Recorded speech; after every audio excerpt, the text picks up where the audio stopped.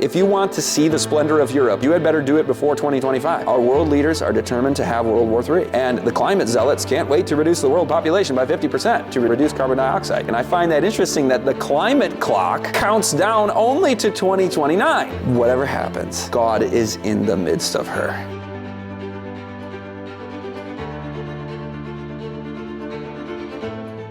Hey guys, a little bit more footage for you today from I Will Not Be Moved, the new seminar, and this time again, more indicators of the likelihood of the coming World War III scenario. View the whole seminar at beltoftruth.tv. Other indicators of giant war coming soon. We saw it in Project 2025 from the 1990s. They said they targeted 2025 for World War II. We also have this one, which I haven't mentioned yet. Historians Thompson and Goldstein have their world system and long cycle theories. They identify the U.S. long cycle global war phase is due to end about 2030. And they target the late 2020s for climax of capital G, capital W, Great War. So there are many scholarly indicators, not to mention the occult and these other things, these futurists who seem to be laying out plans of the elite, not just predictions. I mentioned the World Affairs Brief, latter half of this decade, China. Martin Armstrong, I want to bring him back up, one of the best cycles forecasters in the world.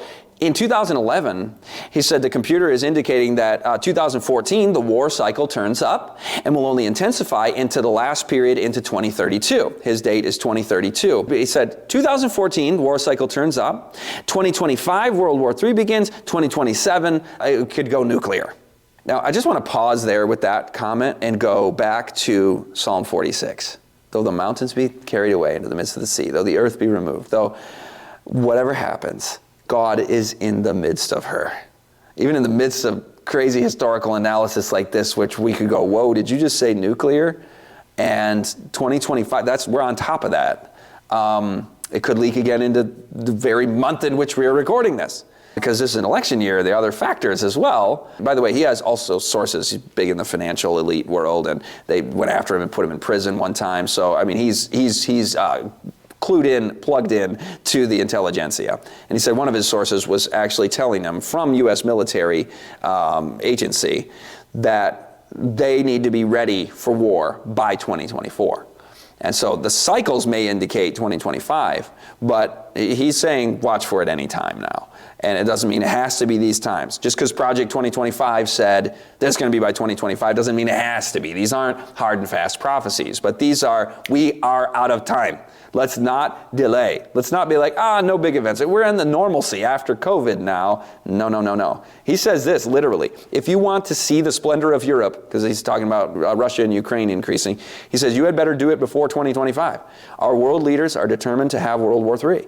And the climate zealots can't wait to reduce the world population by 50% to reduce carbon dioxide. So in 2011, he said the war cycle would begin in 2014 in Ukraine. He even pinpointed Ukraine. That's when the Ukrainian coup happened in 2014, and then it goes up from there, as I mentioned. But interestingly, also his cycles point to solar sun cycles, and how we're looking at going into a solar minimum in 2030. In other words, global cooling, not global warming, by 2030. And I find that interesting that the climate clock counts down only to 2029.